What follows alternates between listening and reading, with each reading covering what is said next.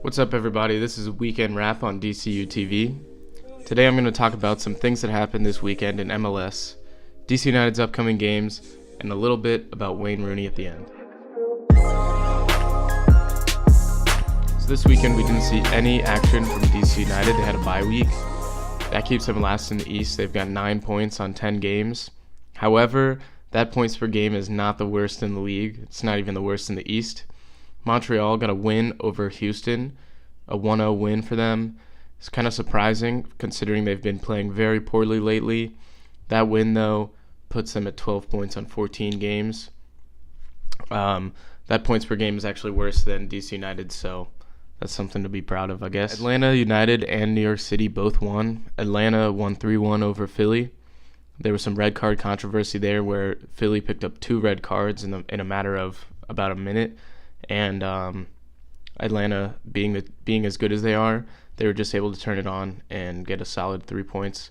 New York City topped Orlando, 3-0 game. They really just showed that they can score goals and do it on anyone. Toronto FC had a good showing against the Crew. Crew are in 3rd place in the East right now. Toronto is only 1 spot above DC. Their early season form was pretty bad. They were really focused on the CONCACAF Champions League. Lately, they've picked it up a little bit, but some injuries and other things have kind of slowed down their potential here. A 3-3 game is solid for them against Columbus. I think that they'll only continue to move up in the standings, so we'll just have to see where that goes.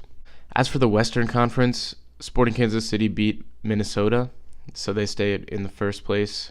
Other than that, Seattle, San Jose, and Colorado all lost.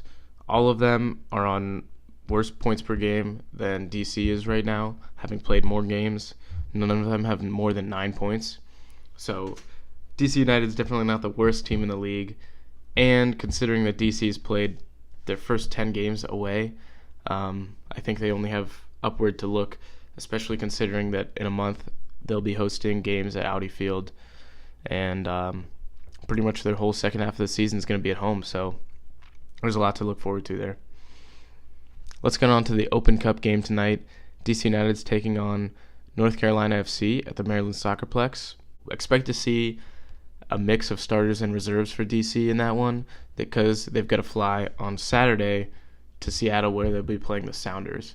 Like I just said, Seattle's a team that's struggling right now. Really, if DC can get 2 goals out of that game in Seattle, they should be in for an easy 3 points. And then lastly, I want to update on Wayne Rooney. Sources say that he's agreed to a deal with DC, just waiting to finalize it now. Everton's manager, Marco Silva, has said that he's not going to stand in Wayne Rooney's way if he wants to leave the club, which is what it appears he wants to do. So I'm hopeful that that should be solidified and finalized, and the club will make it official by the end of this week. It would be huge for DC, I think, but I'll dive into that more once the news is official and we can really talk about it. So that's it for today. Comment below, let me know what you think about Wayne Rooney coming to DC, how you think their matchups look this week. You think they're going to advance in the Open Cup? Do you think they'll get 3 points in Seattle? Let me know in the comments below and subscribe.